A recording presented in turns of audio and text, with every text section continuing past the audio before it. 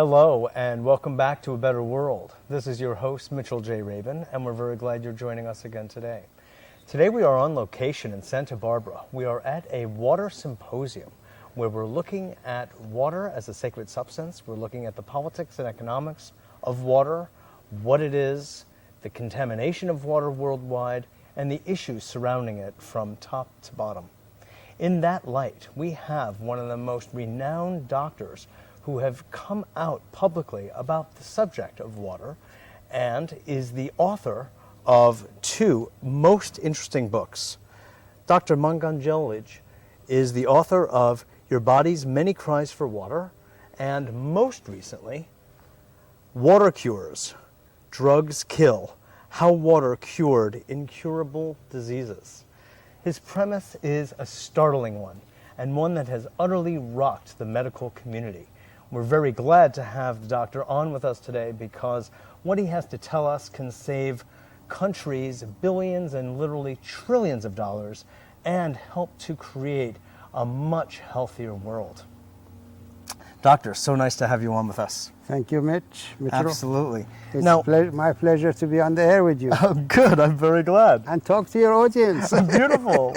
Well, they've been waiting to hear from you for a while because I've made reference to your work before. I hope they sharpen their ears because what I have to say is very important to them. Now, what is the basis of your initial inquiry into this? Well, about 22 years ago, I gave 2 glasses of water to a person who was labeled with a disease called peptic ulcer disease, and he was under excruciating pain. 2 persons carried him to me, and I had nothing to give him at that moment of the evening. I gave him 2 glasses of water, and the pain diminished, his pain diminished, and within 8 minutes it disappeared. And that is when the world of medicine changed. For you. For everyone. Yeah. Because I realized that water has medicinal properties, the like of which we have never understood. As you know, I'm a trained medical doctor. I was trained at St. Mary's Hospital Medical School of London University. I had the honor and the privilege of being selected as one of the resident doctors of my own university, and then I had the extreme honor of being one of the last students of Sir Alexander Fleming, who discovered penicillin. I'm telling you this to let you know that I was brought up in scientific environment of medicine. So when I discovered that water has medicinal properties, I realized that this topic was never taught to me at the school, and I became curious, so I continued to research the medicinal properties of water.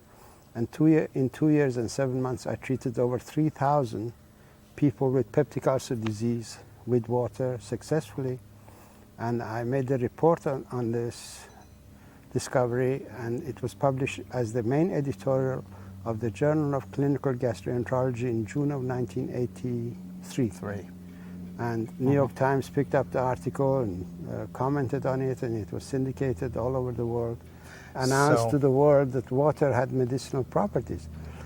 I was hoping that someone would pick up and take off from there in the scientific medical community, and I was surprised when I discovered that nothing was happening. So I became a little bit upset with my colleagues in medicine, because this is a tremendous discovery to realize that water is a medication, but no one is looking at it.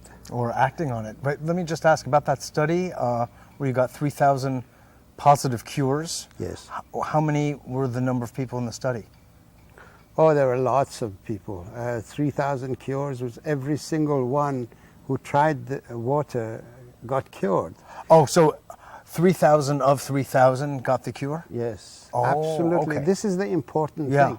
Sure. Because then I came away with the understanding that these people were just thirsty. I was quenching their thirst. And we in medicine had labeled thirst as a disease. So this was the challenge before me. Oh, thirst is considered a disease? Well, in modern medicine, yes. That's what they are doing. They're treating all these so-called diseases of dehydration with medication. That is why we have the sick care system. That is why we have a so-called sick care system that is costing this nation, American people, $1.7 trillion every year, and it's rising to 12% every year. Well, Because we in medicine never understood water, never realized that water is important, and we've always thought that it's a solid matter that dissolves in the water in the body that's important. so you helped to change the paradigm from thinking about the solid or solutes to the solvent. That is The correct. liquid. That's in 1987. I presented the guest lecture of a cancer conference under the title of Pain and Need for Paradigm Change. Explained that the diseases of the human body occur when the body becomes dehydrated. That dehydration is the origin of pain and disease in the human body, including cancer. And this shocked the scientific community. Yes. It really shocked them to total silence at the conference. But one by one afterwards they came and thanked me for this information, because I had explained to them it's not this one item, one particle or another particle that causes the disease. In my approach, it's a system upheaval. A system, when a system is not functioning, it's that system that produces symptoms of dehydration that we've assumed to be disease conditions. So basically what you're saying, doctor, is that virtually all, if not all, diseases are really caused by systemic dehydration. All diseases are either states of dehydration, complications of dehydration, or consequences of dehydration. God almighty. And water is a nutrient. It is the deficiency of this nutrient in the body that causes the health problems. Depending on where this nutrient is missing in the physiological arena of the body, that area begins to manifest the symptoms of that deficiency. And we have labeled these symptoms of deficiency as diseases. The human body manifests dehydration in 4 different ways. Perceptive feelings. When you're tired, you haven't done a good day's work, it means that you're short of water, because water is the main source of energy to all living things. It is water that energizes all physiological functions. When you break down meat, a chunk of meat, unless water is there to break it down, that meat is absolutely useless. It has absolutely no energy for your body. It is only when it's hydrolyzed, broken down by water, that the energy of meat comes out. But it's actually mostly the energy of water that is given to the meat. When you break down a piece of bread or a piece of cheese, it is the water that transfers its energy to what it is breaking down, and we assimilate that energy. So basically, yes, water Well, that's the transport function, the carrier function, which is generally known to medicine, is it not? It's not, no. That's not? The process of hydrolysis is a metabolism of water, and the medical community has assumed that water has absolutely no metabolism. It's an inert substance. It is a solvent, a means of transport, and a packing material. These are 3 life-sustaining properties of water. But water has 3 other life-giving properties. The life-giving properties of water are it produces hydroelectricity where you need electricity, when you need energy. All neurotransmission system depends on energy produced by hydroelectricity at the cell membrane of the nerve tissue. Then you have the process of hydrolysis, which energizes whatever it breaks down. And then you have the adhesive property of water, which assembles everything together. So these are the life-giving properties of water that we in medicine never understood. And this is what I've brought out, and I've published in my book, Your Body's Many Cries for Water. And now, after 10 years of that book being in the public arena, I've decided to blow the horn on the pharmaceutical industry and also the AMA and the doctors in mainstream medicine, and explain that actually because of their lack of understanding of water, they've created an environment where the drug industry has taken advantage, and has converted our healers protocol into a killer's protocol. The drugs that are used in medicine, according to Washington Post, which is in my latest book, Water Cures, Drugs Kill, even when used according to the prescription of the doctor, make 2 million people sicker and kill 106,000, which makes this the fourth largest killer in the health field.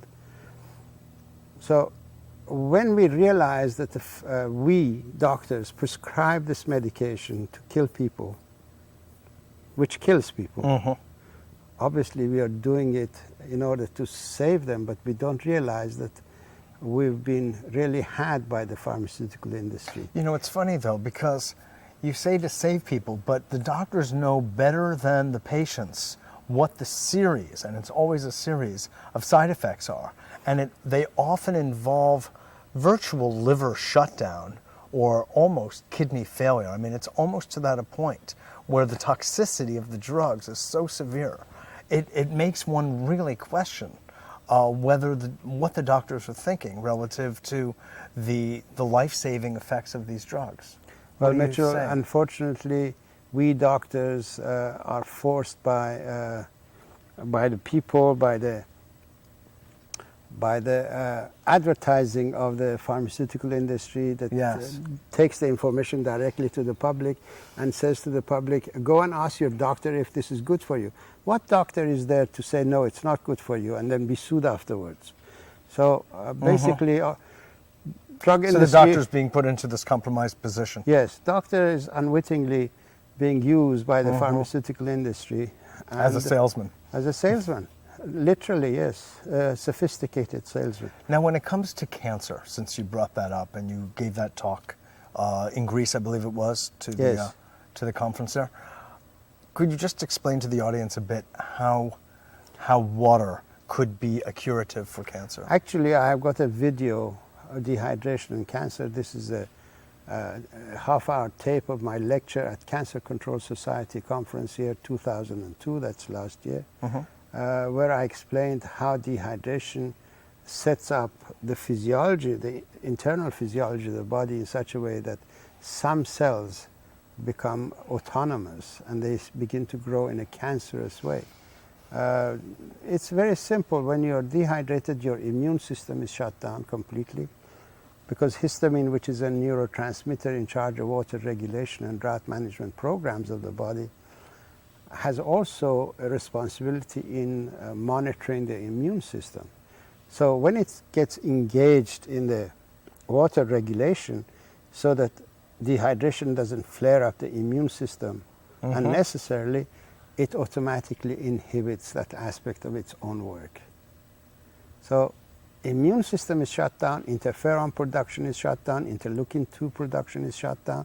These are the elements that you require in order to find cancer cells or any immune problem. So dehydration is directly responsible. Then in dehydration, we lose some of our essential amino acids, tryptophan, tyrosine, and so on, because they're used as antioxidants. When you don't have enough water to secrete the toxic waste out of your body, then some other thing has to neutralize the acidity or toxic effect of the toxic waste.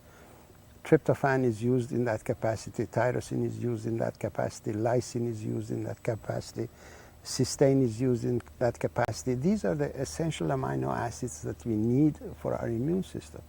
So that aspect of the immune system is shut down too.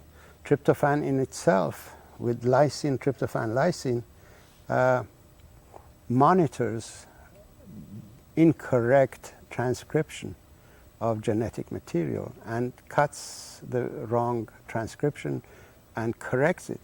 When tryptophan is not there, wrong transcriptions are not corrected. So you get cancerous transcription going through. And in dehydration, we lose the receptor system around the cells. As you know, each cell is in a water environment in the same way as we have satellite dishes to bring information to people, the cells of the body have their own satellite dishes for watery environment. They receive the information and they process that information. Now, in dehydration, this satellite system is shut down. All the receptors go into the cell, and the cell has no means of connection to the outside. So it doesn't recognize there is a cell next to it. So it begins to grow and expand and expand. So it breaks boundaries, and that's why cancer becomes a lumpy thing, because its receptor system of the cells have gone. I see. There is a lot of... How about, though, then in rehydration? If they come back. They come back. A lot of people have actually been And then cured. the tumor and the cancer cells will actually reduce and, and dissolve? There are quite a number of testimonials in the book Water Cures, Drugs Kill of people whose cancers have disappeared. Lymphoma has disappeared, cancer of prostate has disappeared, and so on. Pancreatic cancer? They all go, but the ones that are in the book... It's a question of when. They all go, because we need to study water as a anti-cancer medication. Once we do that for each different discipline, we need to have a protocol for that. Sure. But personal observations of people is that their cancers have reduced. Now, you brought your findings to the AMA, to the FDA, to NIH. Yes. And they ridiculed it. Obviously, what I propose... It drove them to drink. What I propose is not a money-making situation. So the sick care system survives and thrives on people staying sick.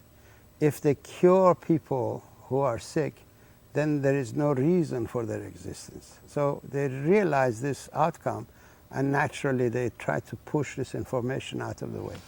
But as philosophers of science have said, Thomas Kuhn, when such a situation, conflict arises, then you have to go to the public and let the public be judged. Yes. And that's what I have done. These books are in order to arouse the public and inform the public that this is an issue before them, and they should force the government, the NIH, the FDA to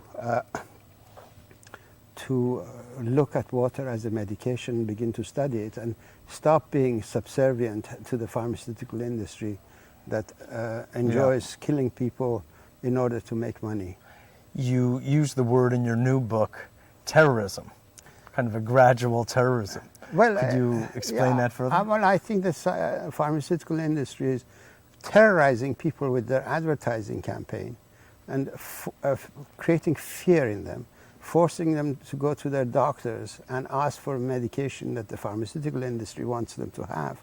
And naturally, these medications have got side effects, and as you know, it kills. So what they're doing is a terroristic act.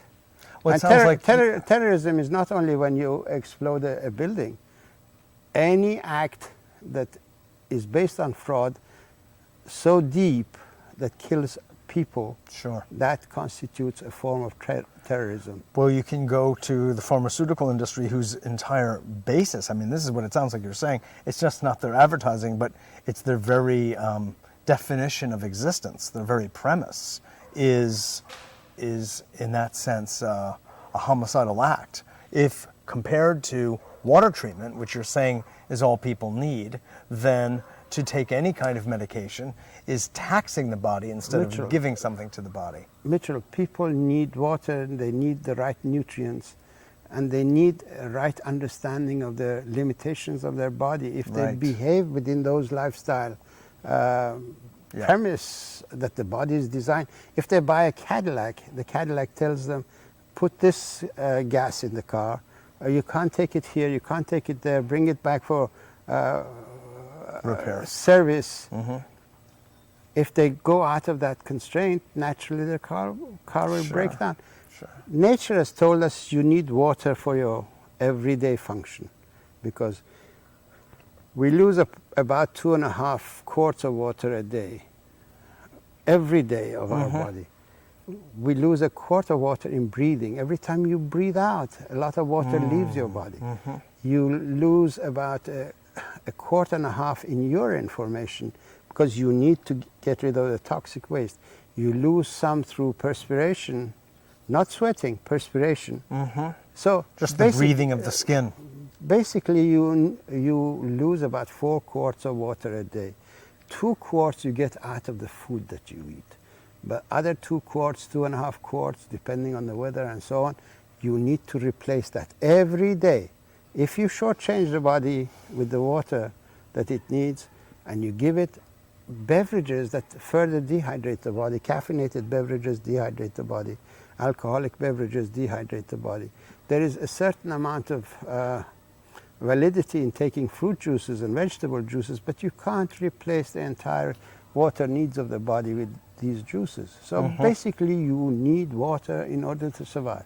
You need the minerals. The essential minerals are calcium, magnesium, potassium, selenium, zinc. These are the intracellular minerals. If you give the body this mineral or eat a diet that contains these minerals, you also need salt. For every quart of water, you need a quarter teaspoon of salt, because there are 2 oceans of water in the body. One ocean of water is inside the cells. The water that you drink goes into the ocean inside, and the salt that you take keeps some of that water in the ocean outside of the cells. These 2 oceans have to be in balance in the same way as Atlantic and the Pacific have to be in balance. Once you take the water, you take salt, you take these minerals, no disease will have a chance to appear. Then you need the right diet for repair mechanisms and for raw materials, for neurotransmitter formation, for creation of proteins and so on. Basically, if you behave like this, the body is capable of living into 150, maybe even 200 years in the right environment. Sure, sure. Not 60 years, not 50 years. That's way too short. Early death. So your main prescriptions then, doctor, are water, at least a couple of quarts of water a day. Yes. And for each quart, a quarter teaspoon of salt. Minimum amount, yes. Because for the mineral content. Yes, and salt should be basically a sea salt of unrefined salt. But unfortunately, unrefined salt doesn't contain enough iodine. So people who are taking sea salt also need to supplement with a little bit of iodine. They can get it from kelp, or they can get it from these multivitamins, 1-a-day vitamins that everyone should take. Right, I see. And with these very simple, very inexpensive items, a person can maintain the health and live a very great long life. Yes, absolutely. If we teach this to the school children, we can save them from a whole lot of problems. Obesity? Obesity is a complication of dehydration. We can save children from complications of dehydration. Their education ability will improve. Their tendency to addiction will disappear, because addiction is another way of showing that the body was short of water and we substituted. Oh, yes. When you drink water, you secrete endorphin in your body. Endorphin is the natural opiate of the body. When you don't drink water and you've hooked to that opiate, then you go and take the drugs that stimulate the opiate sensors. Okay? Yes. Water will help people get off the drugs. God. It's the universal solvent. It's a universal solution to the human body. And no one invented water. No one has got exclusive rights to water. And I have no claims to any water company. I don't push water because there is any reward in it. I am a scientist, a medical doctor, a healer, and I'm interested in people getting the truth. And that is why I've written my book. If you hand me the book, I'll show it to the people. This is the book that people should read, Water Cures, Drugs Kill. This is 28 pages of explanation of why dehydration is the origin of disease. And there are 186 pages of how water cured the incurable diseases when the pharmaceutical drugs could not. It's a revelation that will transform the entire structure of medicine all over the world. And this is a challenge to the medical establishment, and people need to read this book and take it to their doctor, take it to their congressman, take it to their senator, and demand from these people to take their side and stop the drug industry terrorism against society. Medicine is, some medications are absolutely essential, antibiotics are essential. Sure. Some material is essential because there are certain conditions that you require a little bit of manipulation, Right. but not on a permanent basis. To treat a person who reveals hypertension, which is a state of drought management program of the body, with diuretics and beta receptor blockers and calcium receptor blockers, this is a crime, truly a crime. Yeah. I know that the medical community does it in ignorance, but nonetheless it's a crime against humanity. Yeah. Water is a better diuretic than anything that they produce in the diuretic field in the labs. Right. Well, your work is definitely world-shattering and of great benefit to humanity. So, well, on behalf of humanity, I want to thank you. Truly, I don't try to. I don't try to make it that big, but it is. Water is big. You don't have to make it. It is. And I know the receptivity of the book, the reception of the book, has been that. Water is big. Yeah. Water is a medication against a whole host of human health problems. I've written AMA, FDA, and the NIH will have to stop being a party to the drug industry's rape of America. Their business as usual approach to healthcare can no longer be acceptable to the people who fund their existence. Well put. Well put. Thank you again. My pleasure. Work. Absolutely. Thank you. This is Mitchell J. Rabin for A Better World, on location in Santa Barbara at the Sacred Water Symposium, and this is but a taste of the kind of work that we'll be doing here at this conference. Thanks so much for joining us, and I look forward to seeing you all next week.